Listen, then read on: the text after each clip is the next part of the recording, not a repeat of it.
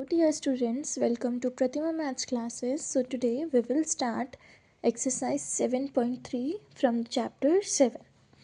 तो आज हम क्या सीखेंगे कि इक्विवेलेंट फ्रैक्शन क्या होता है. ठीक है, देखो इक्विवेलेंट फ्रैक्शन क्या होता है पहले हम ये सीख लेते हैं, उसके आगे हम क्वेश्चंस पर पढ़ेंगे. ठीक है, जैसे मैंने ये लिया 1/2, तो मैं इससे कोई ऐसा नंबर बनाऊं जिसको काटने के बाद ये नंबर एग्जैक्ट आ जाए. लाइक मैं क्या बना दूँ, 2/4 बना दूँ. इनको काटेंगे तो क्या बन गया 1/2, है ना. तो हमें क्या करना है कि इस नंबर से कुछ ऐसा नंबर ऑब्टेन करना है जिसको हम काटें तो सेम नंबर आ जाए. ठीक है, तो अब यहाँ देखो क्वेश्चन नंबर 1 में हमें क्या करना है कि 4 इक्विवेलेंट फ्रैक्शंस निकालने हैं. 4 ऐसे फ्रैक्शन निकालने हैं जिनका रिलेशन एक दूसरे से है, जिनको हम काट कर वही ऑब्टेन कर सकते हैं. अब देखो हम पहला मान लेते हैं कि हमारा बेस क्या है 1/2 है. इससे ही हमें इक्विवेलेंट फ्रैक्शन बनाने हैं. अब इससे हमारा 3/6 बन सकता है. अब देखो 3/6 बन सकता है ना. देखो ऊपर नीचे मल्टीप्लाई कर दो 3 से, 3/6 बन गया. काटने के बाद 1/2 आ जाएगा. तो 2 तो हमारे यही हो गए. अब आगे देखो 5/6 नहीं बन सकता. देखो 6 तो बन सकता है बट 5 नहीं बन सकता, सेम नंबर से मल्टीप्लाई नहीं होगा. फिर 8/17 भी नहीं बन सकता. अब आते हैं हम 2/4 से. 1 और 2 को मल्टीप्लाई कर दो, यहाँ 2 से यहाँ भी 2 से, ये आ जाएगा 2 और यहाँ 2 2 आ जाएगा 4. तो मतलब ये भी हमारा क्या है कि इक्विवेलेंट फ्रैक्शन है. अब यहाँ देखो 2/3 भी हम नहीं बना सकते क्योंकि यहाँ देखो 2 बन जाएगा बट 3 कैसे बनेगा. 1/2 को 2 से मल्टीप्लाई करना पड़ेगा 3 से. अलग अलग नंबर से हम न्यूमरेटर और डिनोमिनेटर को मल्टीप्लाई नहीं कर सकते हैं, सेम नंबर से करना है. अब यहाँ देखो हमारा ये रहा 1/2 को अगर हम 1 से ऊपर मल्टीप्लाई करें और 1 से नीचे मल्टीप्लाई करें तो 1 और यहाँ आ जाएगा 2. तो हमारा ये भी क्या होगा, एक इक्विवेलेंट फ्रैक्शन होगा. ओके स्टूडेंट्स, तो यहाँ से आपको एक चीज़ क्लियर होगी कि इक्विवेलेंट फ्रैक्शन निकालने के लिए हमें न्यूमरेटर और डिनोमिनेटर में सेम नंबर से मल्टीप्लाई या डिवाइड करना होता है. ठीक है, अलग अलग नंबर से मल्टीप्लाई डिवाइड करके हम इक्विवेलेंट फ्रैक्शन नहीं निकाल सकते. देखो आप इक्वी से ही समझो, इक्वी का मतलब इक्वल, तो इक्वल नंबर से ऊपर मल्टीप्लाई डिवाइड, इक्वल नंबर से ही नीचे मल्टीप्लाई डिवाइड. अब हम चलते हैं क्वेश्चन नंबर 3 की तरफ. यहाँ पर ये क्या बोल रहे हैं कि मुझे ये वाला बॉक्स में वैल्यू निकालनी है. ठीक है, इसको निकालने के लिए हम क्या समझेंगे कि हम क्रॉस मल्टीप्लाई कर देते हैं, इसको इससे. तो क्या करेंगे 18 मल्टीप्लाई क्या हो जाएगा बॉक्स, और 30 मल्टीप्लाई क्या हो जाएगा 90. अब मेरे को सिर्फ बॉक्स की वैल्यू चाहिए ना. यहाँ पर 2 लोग हैं एक फैमिली में, यहाँ पर भी 2 लोग हैं एक फैमिली पर इसके अंदर कोई वैल्यू ही नहीं है. तो ये क्या कहेगा कि मेरे को इस फैमिली में जाना है, तो इधर सिर्फ बॉक्स रह जाएगा अकेला. तो 30 - 90 मल्टीप्लाई 90, यहाँ पर मल्टीप्लाई था ना, तो यहाँ पर जब ये इक्वल के इस साइड आएगा तो ये क्या हो जाएगा डिवाइड. तो इसको इससे डिवाइड कर देंगे. ठीक है, हमें क्या अब यहाँ से हम मल्टीप्लाई डिवाइड करके बॉक्स की वैल्यू निकाल लेंगे. अब देखो 18 के टेबल में 90 कहाँ आता है 5 पे. 5 3 सा कितना हो गया 15 और 1 0 ये 150. तो बॉक्स की वैल्यू कितनी आ गई 150. अब हम नेक्स्ट पार्ट पर चलते हैं. यहाँ भी ऐसे ही करेंगे, 105 करेंगे मल्टीप्लाई बॉक्स से और 21 को मल्टीप्लाई करेंगे 85 से. मेरे को सिर्फ बॉक्स चाहिए. ये बोलेगा इधर तो मैं अकेला हूँ, तो ये भी इसकी फैमिली में चला जाएगा.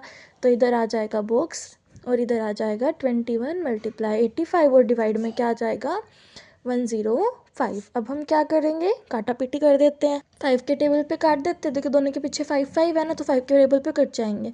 21 पे ये कहाँ कटेगा हमारा 1 और यहाँ पर आ जाएगा 7 × 35. 21 से 21 कट गया तो आंसर क्या आ गया 17.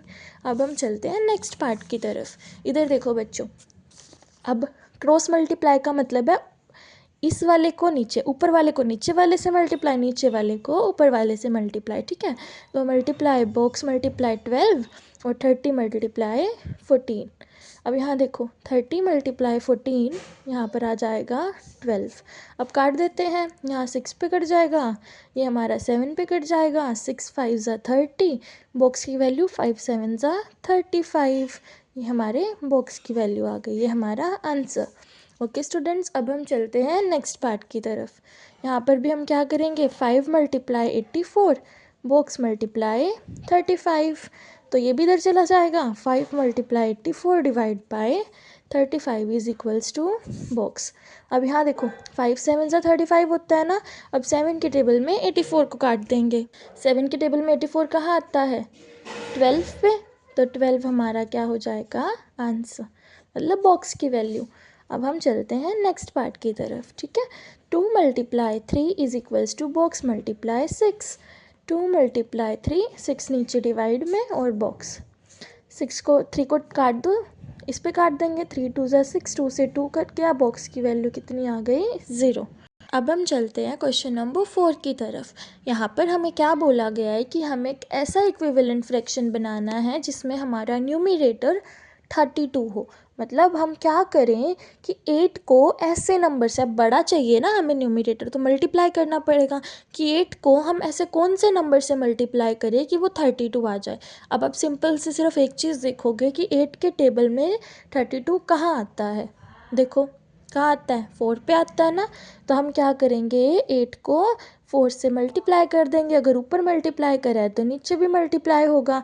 4 8 ज़ा 32 और 11 4 ज़ा 44। तो ये हमारा क्या हो जाएगा? Equivalent fraction. अब इसके काट को देखो। अब यहाँ पे हम 4 के टेबल पे काट देते हैं। 32 कट जाएगा 8 पे, 44 कट जाएगा 11 पे, तो हमारा क्या आ गया? वही सेम आ गया। तो मतलब ये इक्विवेलेंट फ्रैक्शन हमारा ठीक है। अब हम चलते हैं नेक्स्ट वाले की तरफ। यहाँ पर हमें क्या करना है? डिनोमिनेटर को 4 बनाना है, मतलब छोटा बनाना है। छोटा बनाने के लिए क्या करते हैं? डिवाइड। इस ट्रिक को कैसे समझोगे? देखो मल्टीप्लाई में एक तरीके का क्या बन रहा है? प्लस बन रहा है ना। तो मतलब जब भी हमें किसी चीज़ में जोड़ना है तो मल्टीप्लाई करेंगे। और देखो डिवाइड में हमारा क्या बनता है? ये माइनस का साइन बनता है ना। मतलब जब भी हमें किसी चीज़ में से कम करना है तो हम डिवाइड करेंगे। तो अब हम चलते हैं 27 डिवाइड बाय 36। अब 36 को ऐसे कौन से नंबर से मैं डिवाइड करूँ कि वो 4 बन जाए? 9 से कर दूँ। ऊपर भी 9 से, यहाँ भी 9 से डिवाइड करके देखो। 9 3 ज़ा 27, 4 9 ज़ा 36। ये हमारा क्या क्या आंसर। अब हम चलते हैं नेक्स्ट क्वेश्चन की तरफ। यहाँ पर हमें डिनोमिनेटर को 42 बनाना है। 7 को हम ऐसे कौन से नंबर से डिवाइड करें, मल्टीप्लाई करें कि 42 बन जाए? 6 से कर दें। 7 6 ज़ा 42 होता है।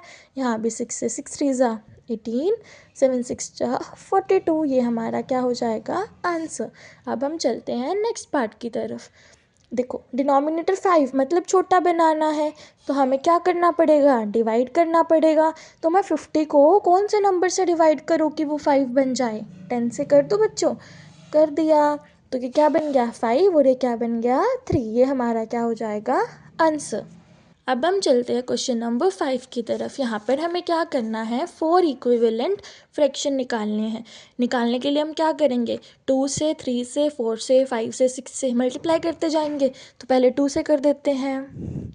5 2 ज़ा 10, 7 2 ज़ा 14। काटने के बाद सेम बन जाएगा ना, 2 के टेबल पे काट दो। मल्टीप्लाई अब 3 से करेंगे, ठीक है। 30, 14 3 ज़ा, सॉरी बच्चों, हमें 5/7 को ही 3 से करना है, ठीक है। 5/7 मल्टीप्लाई 3 मल्टीप्लाई 3।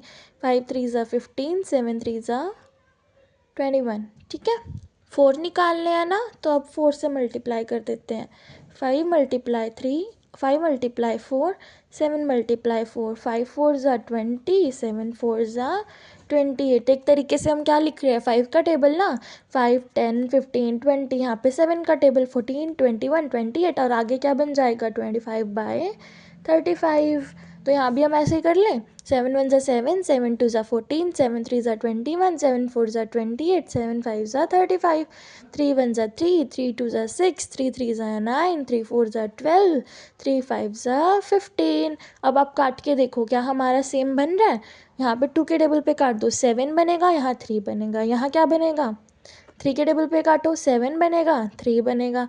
यहाँ कौन से टेबल पे काटोगे? 4 के टेबल पे काट दो, यहाँ 7 बनेगा, यहाँ क्या बनेगा बच्चों? 3 बनेगा। यहाँ 5 के टेबल पे काट दो, यहाँ 7 बनेगा, यहाँ भी 3 बनेगा। तो मतलब हमारा इक्विवेलेंट फ्रैक्शन ठीक है। अब यहाँ पे देखो 3 के लिए कैसे निकालेंगे? 3 के नीचे मतलब हमारा 1 है, जिसके नीचे कुछ नहीं होता उसके नीचे क्या होता है बच्चों? 1 होता है, ठीक है। तो यहाँ 3 का टेबल लिखते जाओ। 3 1 ज़ा 3, 3 2 ज़ा 6, 3 3 ज़ा 9, 3 4 ज़ा 12, 3 5 ज़ा 15। यहाँ 1 2 3 4 5। अब देखो बच्चों, हमारा काटने के बाद सेम आएगा। 2 के टेबल में 6 3 पे कटता है, 3 के टेबल में 9 3 पे कटता है, 4 के टेबल में 12 3 पे कटता है, 5 के टेबल में 15 3 पे कटता है। तो मतलब हमारा सेम आ रहा है। अब हम चलते हैं नेक्स्ट की तरफ। यहाँ भी 2 का टेबल लिख दो। 2 4 6 8 10। यहाँ 9 का टेबल लिख दो। 9 1 ज़ा 9, 9 2 ज़ा 18, 9 3 ज़ा 27, 9 4 ज़ा 36, 9 5 ज़ा 45। काटने के बाद देखो बच्चों सेम आ रहा है हमारा नंबर। देखो 2 के टेबल में काटो 2 पे 9 पे, ये कहाँ काटे 3 के टेबल में काटे 2 पे 9 पे, 4 के टेबल में काटे 4 2 ज़ा 8, 4 9 ज़ा 36, 5 के टेबल में काटो 5 2 ज़ा 10, 5 9 ज़ा 45।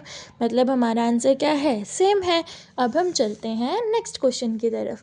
यहाँ पे हमें क्वेश्चन मार्क को रिप्लेस करना है, पर यहाँ हमारे कितने आ गए हैं, 3 चीज़ें आ गई हैं। तो हम क्या करेंगे, पहले इन दोनों का निकाल लेंगे, इन दोनों को ग्रुप बना देंगे, मतलब इन दोनों की एक फैमिली बना देंगे। फिर ये क्या करेगा, ये धोखेबाज है तो ये इसको छोड़ के चला जाएगा इसके पास, तो इन दोनों की फैमिली बना देंगे। ठीक है, तो अब हम चलते हैं पहली फैमिली के पास। 2/5 क्वेश्चन मार्क बाय 20। देखो 2 × 20 is equals to 5 × question mark, या क्वेश्चन मार्क की जगह x लिख सकते हो। 2 × 20 divide by 5 equals to x। 5 के टेबल में 20 काटो 4 पे, 4 2 ज़ा 8, x की वैल्यू कितनी आ गई 8। अब हम चलेंगे दूसरी फैमिली के पास। यहाँ पे 8 आ गया ना क्वेश्चन मार्क की जगह, तो क्या आ जाएगा 8/20 इक्वल्स टू 20/x। मल्टीप्लाई कर दो 20 × 20 और यहाँ पर क्या आ जाएगा 8। काट दो टेबल पे 4 पे 10 पे, ये दोबारा कट जाएगा 2 पे 5 पे, 5 2 ज़ा 10 और यहाँ क्या आ जाएगा x की वैल्यू 100। तो ये क्वेश्चन हो गया कंप्लीट। अब ये क्वेश्चन आप लोगों के लिए होमवर्क क्वेश्चन है, दोनों x की वैल्यू कमेंट सेक्शन में ज़रूर बताना। ओके स्टूडेंट्स, अब हम मिलते हैं नेक्स्ट वीडियो में। If there is any doubt in any question, you can let me know in the comment section.